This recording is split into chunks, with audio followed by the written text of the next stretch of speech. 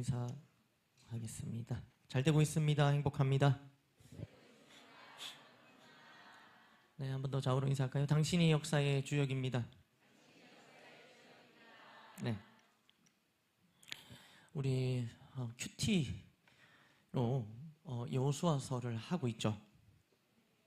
하고 있을까요? 네, 하고 있지 않은 분들은 나가셔도 충분히 말씀을 들으실 수 있습니다. 충분히 말씀을 들으실 수 있고요.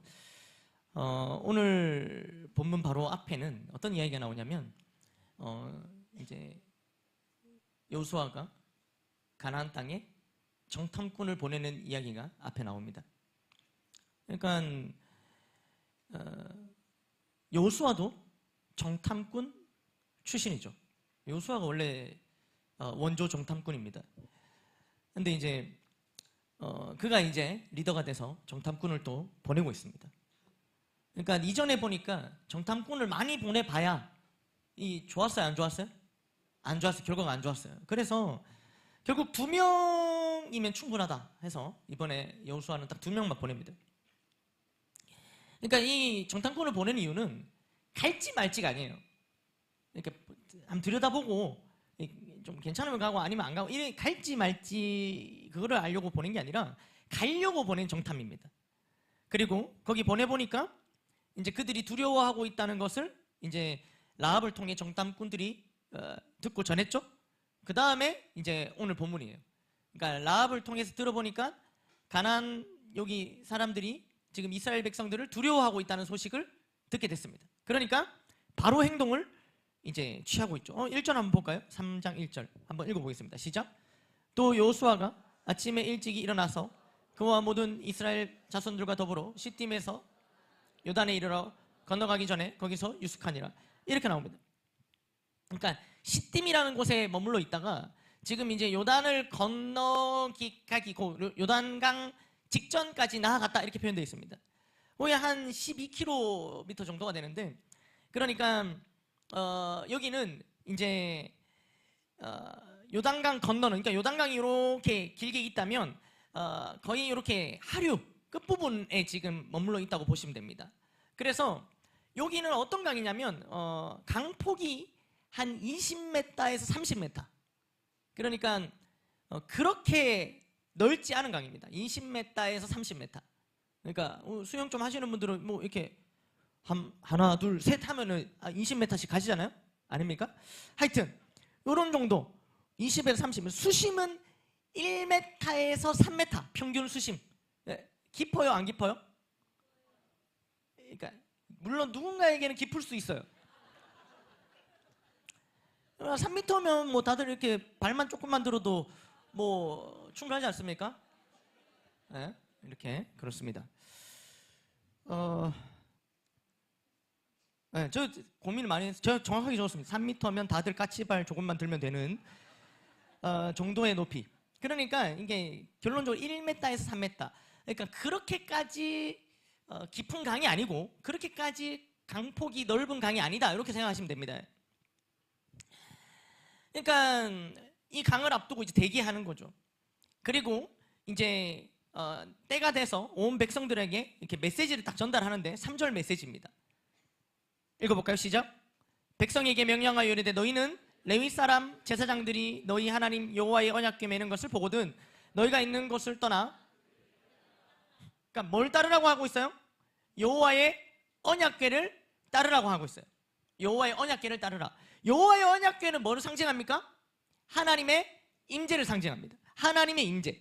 그러니까 왜 언약궤라고 명칭을 했겠습니까? 언약궤라는 말 자체에 뭐가 있어요? 하나님과 이스라엘 백성들 사이에 맺어진 언약. 그겁니다. 언약. 그래서 이 언약궤가 상징하는 바는 하나님께서 이스라엘 가운데에 거하고 계신다. 이스라엘 백성들을 함께 하고 계신다의 상징이 뭡니까? 언약궤라는 거예요. 하나님의 임재. 아멘 아멘. 그래서 이 언약궤에 대해서는 사실 그들이 지금 이제 처음 듣는 말이 아니에요. 왜냐하면 이전에 이제 홍해를 건널 때도 그 홍해를 건너서 어디입니까?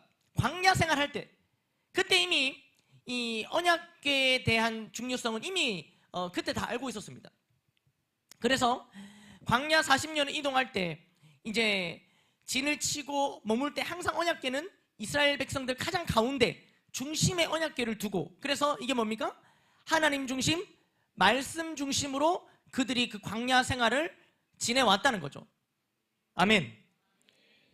그래서 이 언약궤가 보관되어져 있는 성막을 중심으로 이스라엘 가운데 하나님께서 임재하시고 역사해 오셨습니다. 그러니까 이 언약궤가 가는 곳마다 하나님이 임재하시고 하나님 역사하셨다는 것을 그들이 알고 있었다는 거예요. 그래서 이 내용은 뭐냐면, 자, 언약궤 이때까지도 그래 왔으니까 앞으로도 언약궤를 따라서 가자, 이런 얘기하는 겁니다. 명령하는 게 뭐냐면, 언약궤가 가면 너희들은 따라가라, 이렇게 얘기하고 있죠. 이것이 뭐냐면, 그러니까 요단강을 건넌 이후에도 이 정복 전쟁이 계속 진행되는 상황에서도 결국 언약궤가 이스라엘 중심에 있다는 사실이 상징하는 것은 하나님께서 그의 백성 이스라엘 가운데 임재하셔서 이 약속의 땅을 얻게 하신다라는 내용이에요. 하나님의 임재와 그들의 이 땅을 정복하는 이 과정들은 뗄래야 뗄 수 없는 관계라는 거죠. 아멘, 아멘. 그런데 4절에 보면 이렇게 표현합니다. 한번 읽어볼까요? 시작.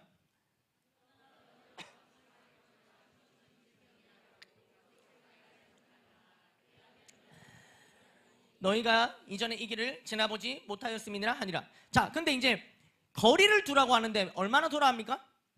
2000규빗이면 약 900m입니다. 그러니까 언약궤가 저기 가고 900m. 여기, 그러니까 왜 이렇게 멀리 떨어져 가라 할까요? 두 가지 이유가 있는데, 하나는 이제 자칫 잘못하다가 손대면 죽어요. 언약궤 손대면 죽는다고요. 그런데 손대면 죽는다라고 하기에는 900m는 너무 먼 거 아닙니까? 팔 길이 900m 있으십니까? 그러니까 이게 손대면 죽을까봐 때문에 거리를 둘 거면은 뭐 어느 정도면 되겠습니까? 아무 생각 없습니까? 뭐 한 50m만 돼도 충분히 손대지 않을 수 있는 거리가 될 텐데 900m나 거리를 두라고 얘기를 하고 계신다는 거죠. 그것은 이스라엘 백성들의 숫자가 너무 많으니까 그 많은 사람들이 함께 이 언약궤를 주목하면서 따라가려면 어떻습니까? 좀 거리를 둬야. 그러니까 언약궤 바로 근처에 붙어갖고 사람들이 따라가면 뒤에 사람은 보여요, 안 보여요? 안 보이는 거예요. 그러니까 저기 언약궤를 두고 많은 사람들이 보려면은 거리가 좀 떨어져 있어야 모두가 뭘 보고 따라갈 수 있어요? 언약궤를 보고 따라갈 수 있다는 거죠. 그래서 모두가 그것을 볼 수 있게끔 이 거리를 두게 했다는 겁니다. 물론 어떤 분들은 이렇게 바로 이렇게 이거 앞에도 이렇게 잘 안 보이시는 분도 있는데 900m. 하여튼 당시의 사람들은 또 우리랑 또 다르게 시력이 좋았을 수도 있습니다. 하여튼 이렇게 좀 긴 거리, 이 핵심은 뭐냐면 모두가 언약궤를 바라보며 따라오라는 겁니다.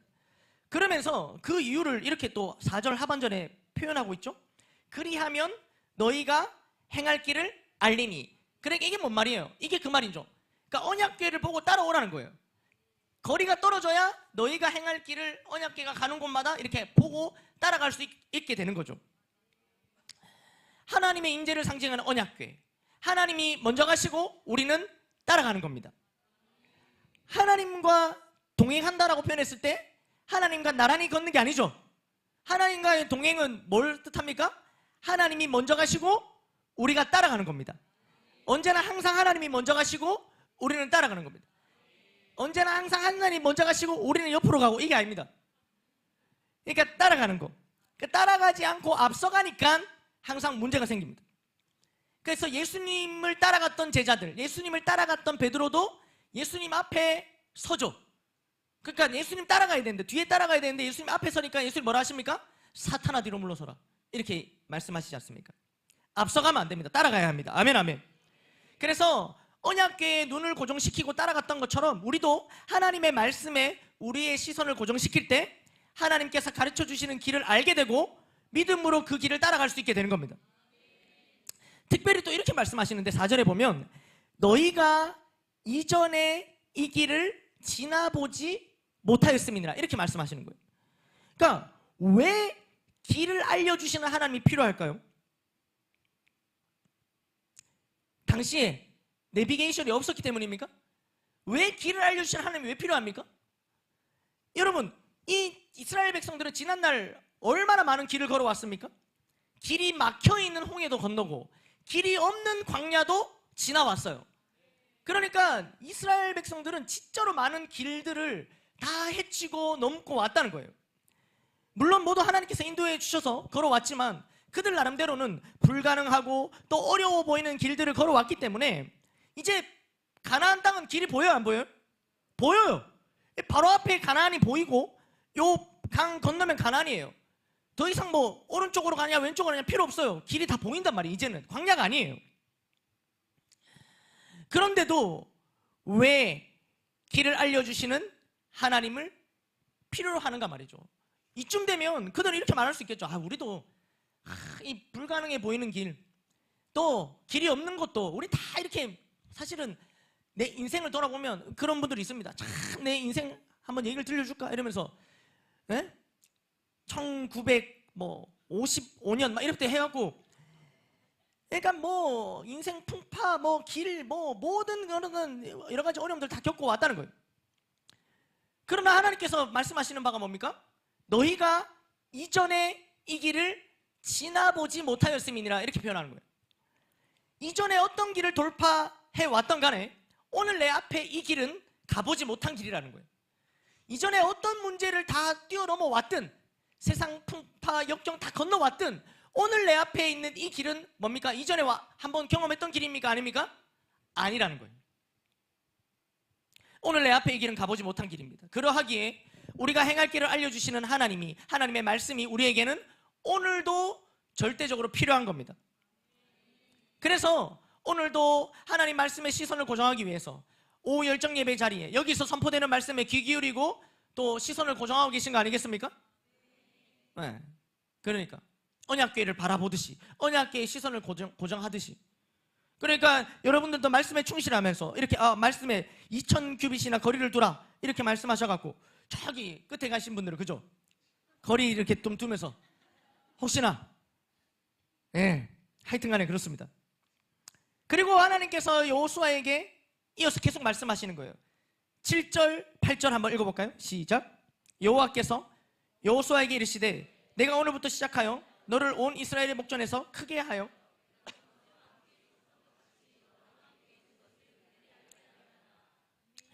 자, 그러니까 이 하나님께서 말씀을 하시는데 여호수아를 이스라엘의 목전에서 크게 해주신다고 얘기합니다. 그러니까 지금 요단강 건너는 거잖아요. 요단강 제가 아까 설명했지만 얼마예요? 30m 거리, 한 1m, 2m 정도 되는 깊이에요. 그거 강 건넜는데 그거 강 건너고 나면 이 여호수아를 이스라엘의 목전에서 크게 되는 것인가에 대한 의문이 하나가 생기는 거예요. 어쨌든 간에 이런 말씀을 하시고 이 하나님의 말씀을 들은 여호수아는 전달합니다. 9절 말씀 읽어보겠습니다. 시작. 여호수아가 이스라엘 자손에게 이르되 이리 와서 너희의 하나님 여호와의 말씀을 들으라 하고, 그러니까 하나님 말씀 들으라고 주목시킨 다음에 10절에 이렇게 표현합니다. 읽어보겠습니다. 시작. 또 말하되 살아계신 하나님이 너희 가운데 계시사 가나안 족속과 헷 족속과 히위 족속과 브리스 족속과 기르가스 족속과 아모리 족속과 여부스 족속을 너희 앞에서 반드시 쫓아내실 줄을 이것으로서 너희가 알리라. 아멘. 그러니까 지금 뭐라고 표현합니까? 살아계신 하나님이라고 표현해요. 살아계신 하나님. 여러분, 하나님 살아계십니까? 그러니까 생명이 없는 거짓 존재에 불과한 이방의 신들과 대조되는 이스라엘 백성들의 삶 가운데 함께 하시며 살아 역사하시는 하나님. 그래서 굳이 살아계신 하나님이라고 표현하는 겁니다. 살아계신 주, 하나님은 살아계십니다. 하나님은 살아서 역사하십니다. 살아계신 하나님께서 살아 역사하시면서 우리를 살리십니다. 그러면서 뭐라고 표현합니까? 가나안에 살고 있던 7 족속들, 강력한 자들입니다. 모두 살아계신 하나님께서 이 모든 7 족속을 반드시 쫓아낼 거라고 하나님이 말씀하심. 그걸 이제 대신 여호수아가 선포하고 있는 내용이죠. 아멘, 아멘. 이 말씀을 통해서 이 가나안 땅 정복의 주체가 사람이 아니라 하나님이시라는 사실을 보여주고 있는 거예요. 그러니까 앞으로 이건 더 나중에 일어날 일이에요. 가나안 땅 정복, 그것은 좀 멀리 있는 비전입니다. 더 멀리 있는 비전. 그것을 먼저 딱 제시하고 그리고 난 다음에 다시 내 눈앞에 있는 그들 앞에 있는 문제로 돌아와요. 저기 있는 7 족속을 처치하는 더 큰 비전을 이루려면 당장 내 눈앞에 있는 뭘 건너야 됩니까? 요단강을 건너야 된다고요. 여러분 지금 우리 앞에 요단강이 있는 겁니다. 요단강. 자, 뭐라고요? 저 멀리 있는 비전을 이루려면 내 눈앞에 있는 뭘 건너야 됩니까? 요단강 건너야 되는 거예요. 그러면서 계속해서 말을 합니다.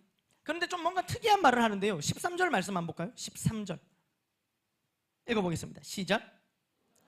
여호와의 궤를 맨 제사장들의 발바닥이 요단물을 밟고 멈추면 요단물 곧 위에서부터 흘러내리던 물이 끊어지고 한 곳에 쌓여 서리라, 이렇게 얘기합니다. 그러니까 사실은 앞절에 보면 하나님께서 제사장들에게 이렇게 말을 하라고 전했어요.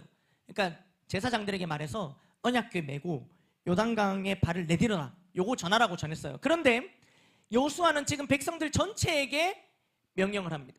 백성들 전체에게 말하는 거예요. 이제 제사장들이 요단강 먼저 건널 거야. 거기에 발을 내디딜 건데 그러면은 너희가 따라가는 거야, 이렇게 얘기하면서 뭐라고 표현하냐면 발을 밟고 멈추면 요단물 위에서부터 흘리던 물이 끊어지고 한 곳에 쌓여 선다고 얘기하는 거예요. 그런데 이때까지 여기까지 온 말씀만 따라가 보면 1m, 깊어야 3m, 거리도 30m밖에 안 되는 강을 건넜는데 이렇게까지 할 필요가 있냐는 거죠. 그러니까 물이 안 끊어져도 된다고요. 1m면 그냥 건너면 되잖아요. 그런데 이렇게 말씀하고 있는 거예요. 그런데 왜 이런 얘기를 하는지, 특이한 얘기를 하는지 그 이유가 이어서 나오는 거예요. 15절 말씀 한번 읽어볼까요? 15절 시작. 요단이 곡식 거두는 시기에는 항상 언덕에 넘치더라. 여기까지만 읽겠습니다. 그러니까 지금 어떤 시기입니까? 곡식 거두는 시기예요. 그때는 요단강이 어떤 상태입니까? 언덕에 넘치는 상태라는 거죠. 자, 비교해 볼게요. 이때까지 우리 눈앞에 있었던 요단강은 깊이가 얼마고요? 네, 1에서 3m, 폭은 30m. 그런데 요 시기, 요단을 거두는 시기는 이게 이제 산에서 눈이 높고 우기이기 때문에 이 폭이 1.6km, 1.6km가 됩니다. 그러니까 30m가 아니라 이게 1km가 넘는 아주 폭이 넓어지는 강이 돼버리는 거예요. 게다가 높이는 3m에서 4m. 그러니까 높이도 더 크고, 그리고 물살은 어떨까요? 상당히 빠릅니다. 아까는 우리가 까치발 좀 들면 모두가 건널 수 있었잖아요. 지금 까치발 들고 건널 수 있겠습니까? 안 됩니다. 그러니까 지금 이 상황은요, 수영하기도 힘들고 배를 이용하는 것도 힘들어 보이는 상황입니다. 거의 불가능한 상황이죠. 불가능한 상황. 그런데 여기를 누가 들어가야 돼요? 제사장들이 언약궤 메고, 언약궤 구명조끼 아닙니다. 언약궤 메고 먼저 들어가야 돼. 그러니까 제사장들은 건넌다고 말한 적이 없어요. 그런데 백성들 앞에서 제사장들이 건널 거야 라고 여호수아가 얘기하는 거예요. 그러니까 듣던 제사장들의 마음, 심정은 어땠을까요? 심경이 복잡했을 것 같습니다. 여호수아가 가장 앞서서 건넙니까, 안 건넙니까? 여호수아는 안 건너요.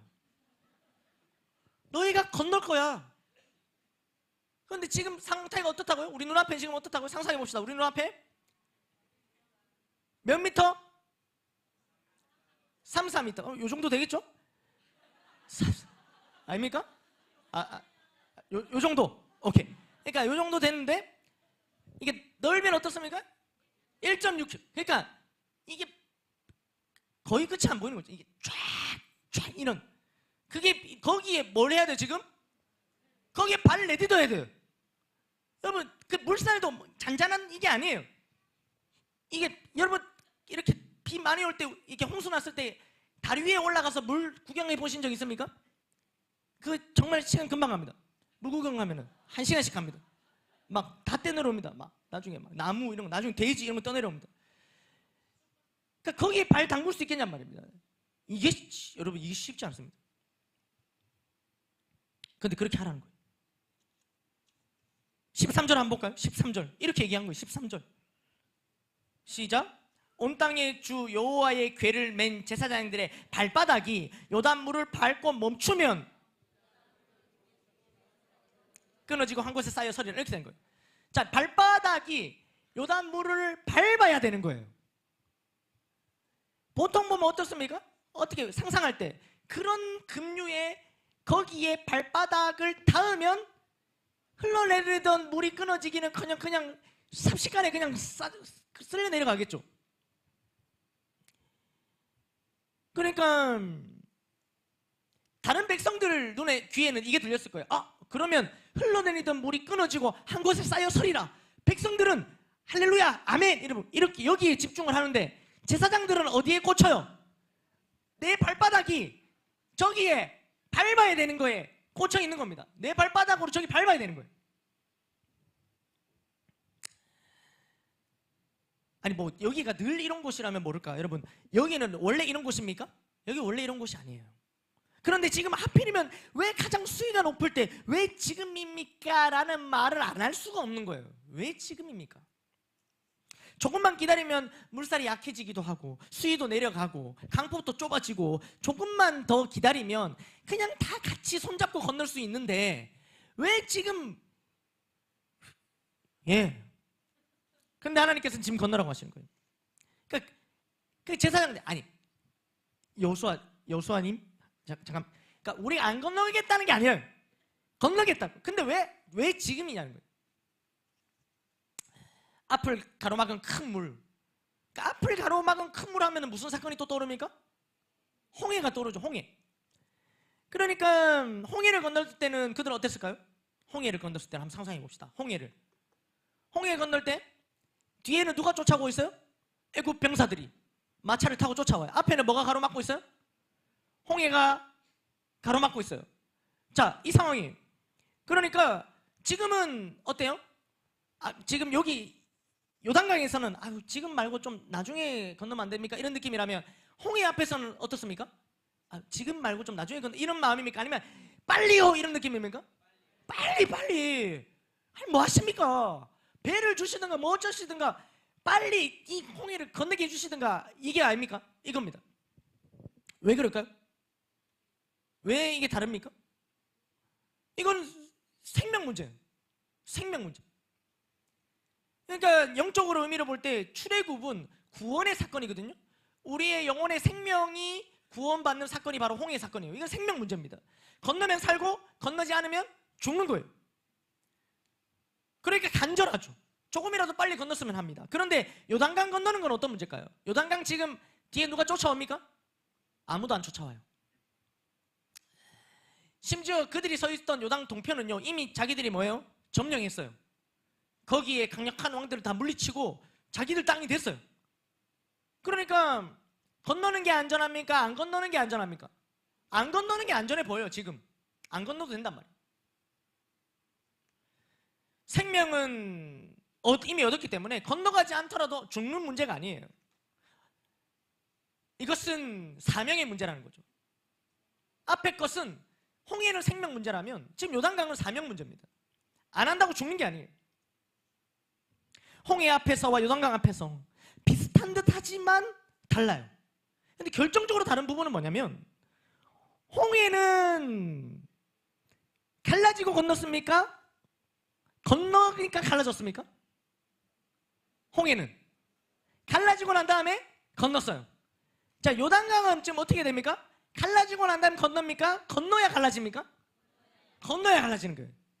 이게 비슷해 보이는데 이게 너무나도 큰 차이가 되는 거죠.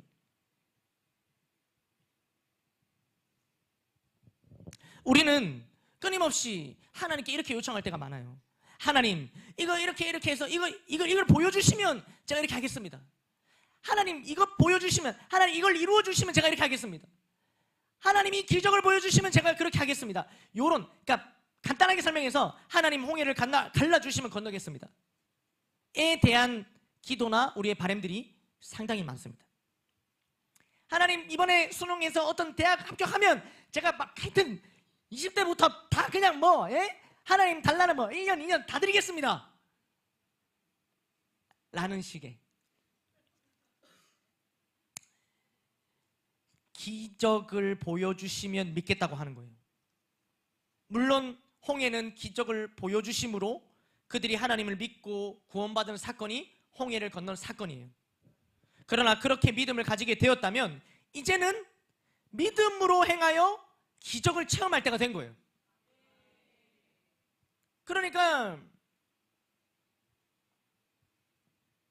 기적을 보여주시면 행했던 지난날과 먼저 행함으로 기적을 경험케 되는 것이라는 거죠. 그러니까 제사장들은 어떻게 합니까? 믿음으로 행하는 거예요. 믿음의 걸음을 내딛습니다. 15절 말씀 볼까요? 시작. 요단이 곡식 거두는 시기에는 항상 언덕에 넘치더라. 이런 상황인데 궤를 맨 자들이 요단에 이르며 궤를 맨 제사장들의 발이 물가에 잠겨. 아직 갈라진 게 아니에요. 그런데 먼저 발을 내딛습니다. 그러니까 16절에 어떤 일이 벌어집니까?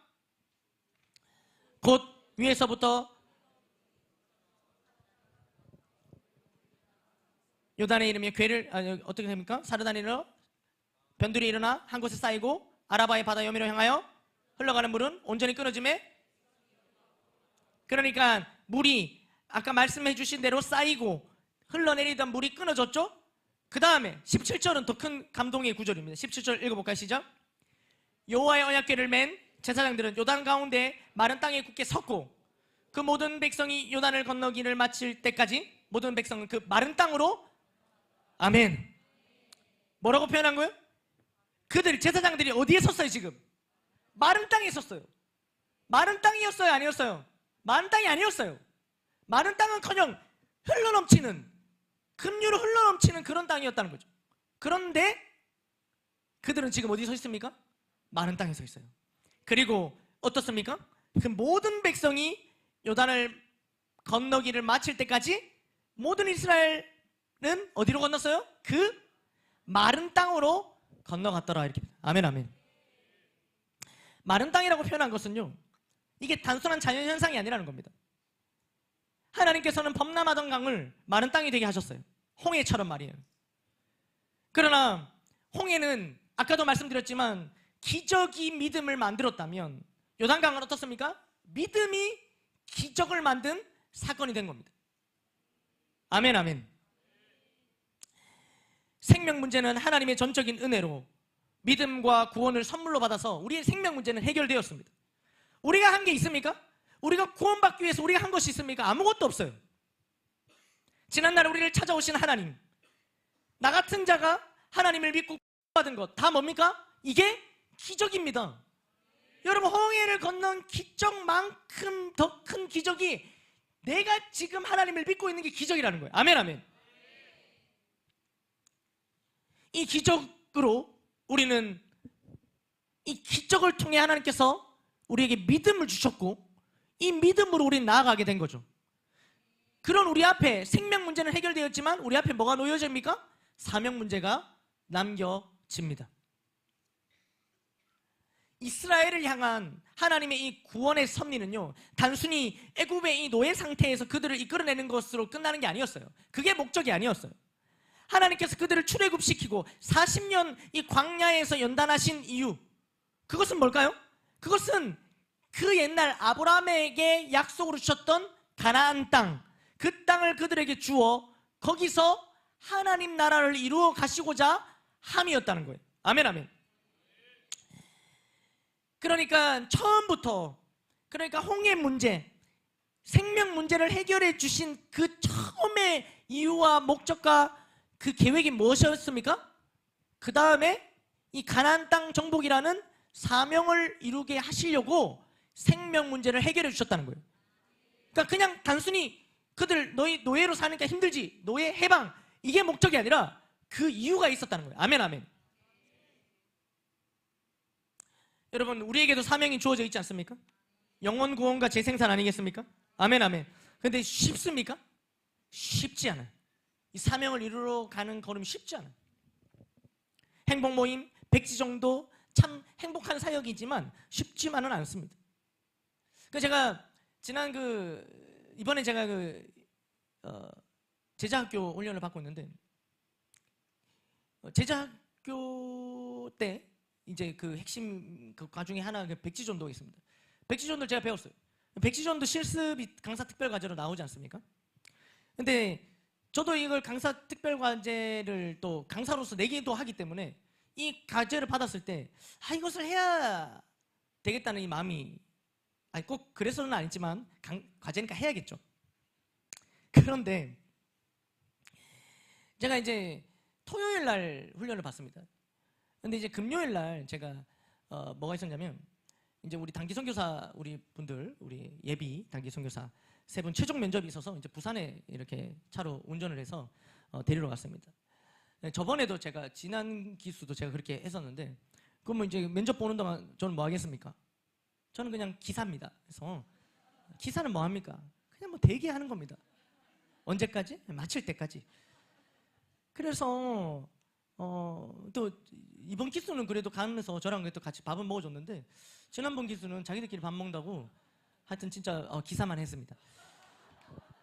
밥도 혼자 먹고 그렇게 했습니다. 그런데 이번에 이제 같이 밥을 먹고 이제 면접 본다고 이제 내려주고 저는 이제 시간이 이렇게 있잖아요. 그래서 뭐 책도 가져가고 뭐 이렇게 저렇게 나름대로 이렇게 할 것들 좀 가져갔습니다. 그런데 이제 갑자기 내일 이제 양육훈련제가 생각이 나면서 이 특별과제 이거 생각이 나는 거예요. 이거 해야 되는데. 그런데 이제 생각해보니까 그 백지가 있겠습니까? 제가 따로 챙기지 않는 이상 백지가 있을 수가 없잖아요. 정말 할려 있는데 백지가 없네. 어쩔 수 없어. 백지가 없잖아요. 그런데 제가 백지를 가져갔더라고요. 제가 노트북을 챙겨놨는데 그 안에 백지가 들었어요. 그래서 그것도 되게 하기 좋게 반틈이 딱 접혀있어요. 그래서 백지가 생겼네. 오케이, 해야지. 백지 전도를 뭐 백지만 갖고 합니까? 펜이 있어야 되잖아요. 펜이 없어요. 스타렉스를 타고 왔는데 스타렉스 다 디봤는데 다 스랍 다 열었는데 펜이 없어요. 어쩔 수가 없다. 너는 뭐 내가 하려고 했잖아요. 백지까지 찾았잖아요. 마음도 먹고 펜이 없구나. 그래서 이제 다시 백지를 내려놨어요. 그런데 갑자기 편의점이 떠오르는 겁니다. 편의점에 펜이 팔죠. 편의점 안 파는 게 없어요. 대단한 편의점입니다. 그래서 일단 펜을 사러 가자. 그래서 펜을 사러 갔습니다. 딱 해서 이제 펜 딱 샀어요. 펜을 사서 나왔어요. 나왔는데 동전을 안 챙겼네. 동전 비유까지 해야 되겠네요. 동전이 없어요. 그래서 또 이렇게 하지 않으려는 찰나 그래 사탕이나 뭐 이런 것도 할 수 있으니까 다시 들어갔어요. 그래서 양면이 뚜렷한 포장지에 사탕을 샀습니다. 이제 다 준비가 됐어요. 그리고 이제 맥도날드로 갔습니다. 맥도날드로 가서 2층으로 올라갔습니다. 2층에 가니까 여기 중학생 남자애들이 휴대폰 게임을 하고 있고 저기 약간 좀 어려 보이는 여학생 둘이서 햄버거를 맛있게 먹고 이야기를 하고 있었습니다. 그래서 이제 2명 그 여학생 아이들한테 찾아가서 안녕 하면서 굉장히 수상한 아저씨가 말을 거는 이상해 보이겠지만 아저씨 이상한 사람이 아니란다 얘기하면서 내가 괜찮다면 재미난 그림을 보여줄게 하면서 이제 백지 전도를 했다는 거죠. 그래서 하다 보니까 이제 한 친구는 교회를 다니는 친구고 한 친구는 교회를 안 다니는 친구였어요.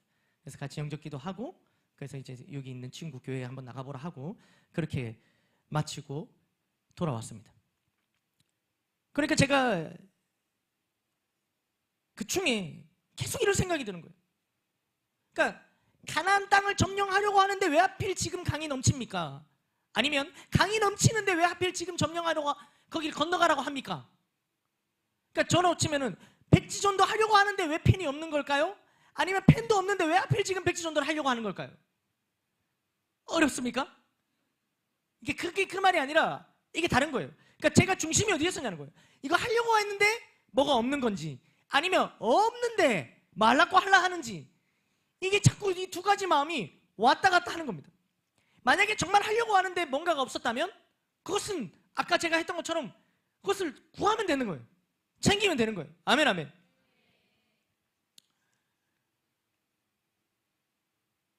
그런데 없는데 뭐 하려고 하냐고 이렇게 하면은 이제 방법을 찾지 않겠죠. 가나안 땅 점령하려고 하는데 왜 하필 지금 강이 넘치는 겁니까? 아니면 말랐고 지금 강 넘치는 이때 건너려고 하는 겁니까? 이겁니다. 또 이번 주에는 어떤 일이 있었냐면 이제 제가 우리 청년 한 자매의 아버지를 만나는 거예요. 아버지를 만나기로 했어요. 아버지 전도를 해야 되는데 아버지를 만나기로 한 겁니다. 아버지는 60대. 그래서 이제 만나려고 막 작전을 남대로 짰어요. 아버지, 우리가 작전을 짜서 만나자. 그래. 어디서 만나기로 했노? 맥도날드. 왜 맥도날드인지는 이해가 안 되지 않았어요. 아버지를 만나는데 맥도날드. 60대 아버지를 맥도날드에서 만난 거예요. 네, 맥도날드에서 만나. 오케이, 맥도날드. 좋아하실 수 있잖아요. 맥도날드. 그래서 그러면 어떻게? 아직 제가 간다는 말을 안 했대요. 아직 말을 안 했대요. 그래서 빨리 이제 언제 말할 거고 오늘 자기 퇴근하고 가서 아버지랑 나오는 길에 말을 하겠다는 거예요. 오케이, 작전 다 짰어요. 그런데 이제 저는 와서 기다리고 있었고 자리도 다 마련해놓고 기다리고 있었어요. 그러면 이제 제가 있는 걸 아니까 가장 구석탱 좋은 자리에서 오시면 제가 인사드리고 거기서 이제 진행을 하려고 다 준비 다 해놨어요. 그런데 이제 했는데 아직 말을 못했다는 거예요. 언제 말할 거고 이제 하려고 하는데 아직 말 못했어요. 알겠다 이렇게 했어요. 그런데 갑자기 문제가 생겼다는 거예요. 뭐냐? 언니가 아버지랑 둘이 나오는데 언니가 따라 붙었다는 거예요. 햄버거 먹으러 간다니까 나도 갈래 이러면서. 그래서 제가 물었어요. 언니의 그 영적인 상황은 어떠냐? 언니도 전도하려고 시도했지만 언니는 상당히 아버지보다 더 B타입이에요. 더 부정적이에요. 더 이게 없어요. 그럼 어떡하냐는 거예요. 그냥 말을 못하겠다는 거예요. 언니가 있어서. 그럼 어떡하냐는 거예요. 그냥 만나야 되는 거예요. 근데 저는 아무것도 그러니까 주문도 안 하고 왜냐하면 뭐 밥도 먹고 커피도 마시고 다 먹었는데 거기 있었단 말이에요. 근데 갑자기 그냥 우연히 마주치죠. 근데 우연히 마주치기에는 제가 아무것도 안 시키고 혼자 거기 앉아있으면 이상하잖아요. 그래 몇 분 남았는데 5분 남았는데 그래서 빨리 내려가고 아무거나 시켜갖고 한 개 갖다 놓고 근데 아무리 생각해도 이상한 거예요. 그래서 제가 물었어요. 야 그냥 그렇게 오면 3명이서 오타게 행복 모임 할래? 나는 그냥 갈게.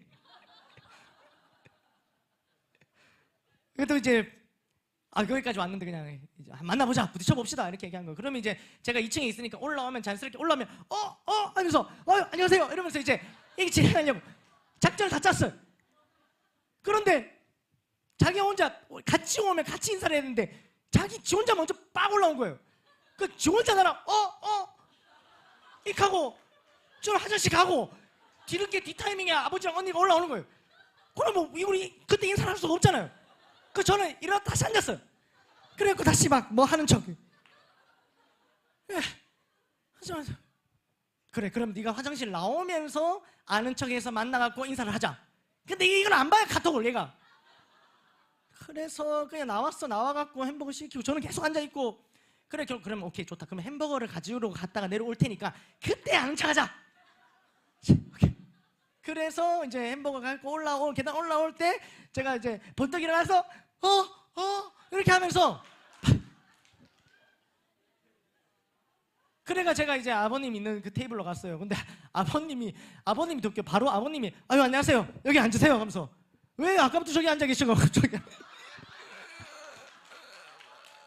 진작에 오시지. 아유 멀리서 오셨죠 하면서 아버님 앉으니 그냥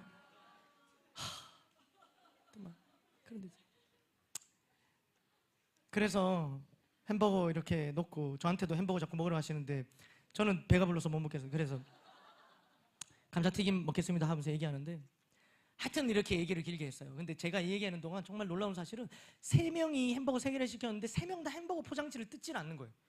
계속 드시라 했는데 1시간 넘게 1시간 정도 이야기를 했는데 시간 가는 줄 모르고 뒤에 아버지가 시간 가는 줄 몰랐다 이렇게 얘기를 하셨다 하더라고요. 다행히 지루한 시간 아니었어요. 아멘.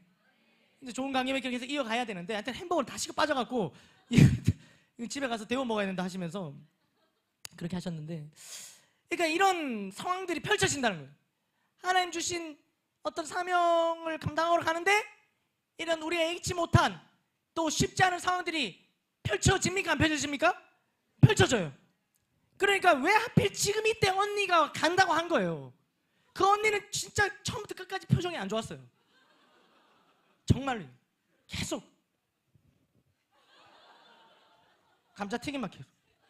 언니는 왜 그럼 햄버거를 안 먹은지 이해는 안 했지만 언니도 햄버거를 끝까지 안 먹고 감자튀김만 먹었어요. 그러니까 이런 건 말이죠. 그래서 순간적으로 마음에 드는 마음이 그러면 오늘은 때가 아닌갑다. 그러니까 세 명이 오는 걸 보고 저는 지금 물이 찼으니까 그냥 세 명이서 분위기 좋게 행복 모임 하고 저는 빠지고 이런 생각들을 자꾸 하게 되는 거예요. 행복 모임 하려고 하는데 상황이 이런 겁니까? 상황도 안 좋은데 왜 하필 지금 행복 모임 하려고 하는 겁니까? 전자라면 하나님 주신 말씀 붙들고 기도하며 나아갈 수 있는데 후자라면 포기하게 되는 거예요. 그리고 모든 상황이 좋아지는, 모든 언니도 안 오고 모든 상황이 좋아지는 그런 상황은 좀처럼 오지 않습니다. 제가 말씀을 묵상하며 또 겪은 일들을 통해서 알게 되는 사실을 한 가지는 뭐냐면 이 사명의 자리 앞에 있는 요단강은 언제나 수위가 높다는 거예요. 우리가 말씀대로 살아가려고 하는 그 걸음 앞에 있는 요단강의 수위는 언제나 수위가 높다는 거예요. 낮은 적이 없어요. 그러나 하나님의 말씀만을 바라봤을 때 오늘 이스라엘 백성들은 주저하지 않고 거기 있을 그곳을 발 내딛고 갈 수 있었다는 거예요. 하나님 말씀만 바라봤을 때. 아멘 아멘. 반대로 하나님의 말씀을 바라보지 못했을 때는 수위가 낮아도 사명의 자리로 한 걸음도 떼지 못했던 지난날의 저의 모습도 발견할 수 있었습니다. 여러분, 믿음이 기적을 만듭니다. 믿음으로 나아갈 때 우리의 사역 현장에 요단강이 갈라지는 기적이 일어나며 마른 땅을 건너는 은혜를 경험하게 됩니다. 여러분, 이렇게 말씀을 드려도 우리 마음 가운데 이런 생각이 들어요. 그래도 왜 이때입니까? 그래도 왜 이 정도까지 수위를 높게 만들어 놓고 지금 가라고 하십니까? 이런 생각이 들기도 한다는 거예요. 그런데 여러분, 우리 눈앞에, 우리 바로 앞에 있는 이 수위 높은 요단강은 우리를 가로막기 위해서 하나님이 주신 것이 아니라는 거예요. 7절 말씀 한번 다시 보겠습니다. 7절 말씀 한번 읽어볼까요? 시작. 여호와께서 여호수아에게 이르시되 내가 오늘부터 시작하여 너를 온 이스라엘의 목전에서 크게 하여 내가 모세와 함께 있었던 것 같이 너와 함께 있는 것을 그들이 알게 하리라. 아멘 아멘. 자, 지금 이 상황을 통해서 하나님 뭐 하고 계신 거예요? 여호수아의 지위를 확정시키고 계시는 거예요. 여호수아의 리더십을 세우고 계신 거예요. 여호수아에게 획득된 권위를 주고 계신 거예요. 아멘 아멘. 그러니까 그들은 모세라는 엄청난 리더를 잃었어요. 그러니까 그 엄청난 리더를 잃고 난 다음에 자칫 그들은 오합지졸이나 아주 사분오열할 수 있는 상황에도 펼쳐질 수 있지만 하나님께서는 여호수아를 바로 세워서 하나 되게 하십니다. 하나 되어야 이후에 있을 사명을 잘 감당할 수 있기 때문이에요. 그러니까 이것은 사명을 가로막는 요단강이 아니라 사명을 잘 이루기 위한 요단강이었다는 거죠. 10절 말씀도 볼까요? 두 번째 이유입니다. 왜 이런 수위 높은 요단강을 허락하셨을까? 10절 읽어보겠습니다. 시작. 또 말하되 살아계신 하나님이 너희 가운데에 계시사 가나안 족속과 헷 족속과 히위 족속과 브리스 족속과 기르가스 족속과 아모리 족속과 여부스 족속을 너희 앞에서 반드시 쫓아내실 줄을 이것으로서 너희가 알리라. 아멘. 그러니까 이 일을 통해서 뭘 알게 된다고요? 이 모든 7 족속을 쫓아내실 것을 모든 백성들이 알게 하신다는 거예요. 승리를 미리 알게 하신 거예요. 여러분, 승리를 보장받고 나오는 싸움만큼 든든한 게 어디 있겠습니까? 왜 두렵습니까? 이길지 못 이길지 모르기 때문에 두렵지 않습니까?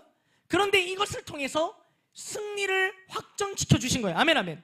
여러분, 만약에 요단강 수위가 낮았다면 그냥 1m 되는 요단강 정도 건넜는데 사람들이 우와 여호수아 이런 일이 일어났겠습니까? 아니요, 없습니다. 1m 되는 요단강은 그냥 다 건넜는데 와 우리 요단강 건넌 거 보니까 7 족속을 하나님이 쫓아내 주시겠구나 이런 생각이 들겠습니까? 들지 않습니다. 이것은 요단강 수위가 높았기 때문에, 가장 높았기 때문에 이 이후에 여호수아의 리더십이 세워지고 또 그들은 승리를 확정받고 두려움 없이 담대함으로 나아갈 수 있었던 것입니다. 아멘 아멘. 그러니까 이것은요, 그들이 사명의 자리로 하나님 주신 말씀대로 살아가는 것을 막기 위해 놓여있는 요단강이 아니라 그 수위 높은 요단강은 오히려 이후에 있을 비전과 사명을 더 잘 감당할 수 있도록 돕기 위해서 허락하신 수위 높은 요단강이라는 거죠. 말씀을 맺겠습니다. 여러분, 지금 이제 행복모임 9주차입니다. 그러니까 9주차인데 우리는 또 막 행복모임 외치고 있습니다. 그러니까 우리 마음에 이런 마음이 들죠. 이번에는 9주차라서 좀 늦은 것 같아요. 다음 시즌에 하겠습니다. 다음 시즌. 봄 오면 따뜻한. 이번 시즌은, 이번 행복모임 이제 9주차가 지나갔고, 아닙니다 여러분. 다음 시즌 수위가 좀 내려가면 아닙니다. 주시는 말씀을 붙들고 지금 믿음의 발을 내딛어 봅시다. 저도 지난주에 방금 말씀드린 베스트 말고 또 다른 베스트 한 사람과 이번 주 수요일 날 이제 처음으로 행복 모임을 하게 됐습니다. 아멘 아멘. 참 그 셀의 행복 모임이 열리기를 셀가족 모임 때마다 계속 기도했는데 드디어 이렇게 또 셀가족 우리 모임 안에서 행복 모임이 열리게 돼서 얼마나 감사한지 모릅니다. 지금 하면 됩니다. 아멘 아멘. 하나님께서 주신 말씀대로 나아가고자 할 때 우리 앞을 가로막는, 여러분들 앞에 가로막혀 있는 그 요단강이 있습니까? 어쩌면 오늘 이 시간 예배 자리로 나올 때도 우리 눈앞에 수위가 높은 요단강이 여러분들을 막고 있었을지도 모릅니다. 누군가는 거기에 막혀서 이까지 발걸음을 하지 못한 분도 있을 수 있겠죠. 그러나 하나님께서는 우리로 하여금 오늘 이 한 걸음, 믿음의 발걸음을 내딛게 하셨습니다. 우리 앞에 우리를 가로막는 요단강이 있을지라도 믿음으로 한 걸음 나아가 봅시다. 두렵지만 내딛어 봅시다. 제가 말씀을 보면서 제가 그렇더라고요. 계속 제가 바라는 것은 기적을 바라는 거예요. 하나님 먼저 이거 보여주시면요, 하나님 먼저 이거 해주시면요, 그러면 제가 건너겠습니다. 그러나 하나님 주신 말씀은 그것은 이미 우리의 생명 문제를 해결해 주시면서 해주셨다는 거예요. 이제는 기적을 통해서 믿음 얻으려 하지 말고 믿음으로 행해서 기적을 경험하라고 말씀하고 계십니다.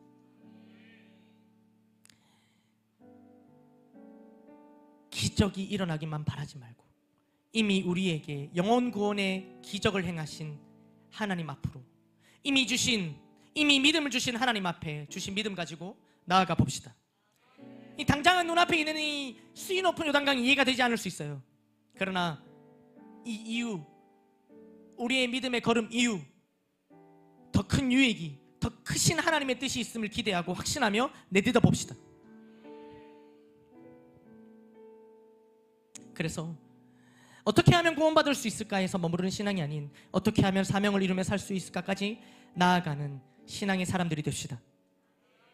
끝으로 사명을 가로막는 요단강이 아니라 더 잘 이루게 하시고자 수위 높은 요단강을 허락하셨다는 것을 깨달아 말씀만 바라보며 믿음으로 걸어 기적을 경험하는 저와 여러분들이 되시기를 주님의 이름으로 축복합니다. 모든 영광 하나님께 올려드리겠습니다.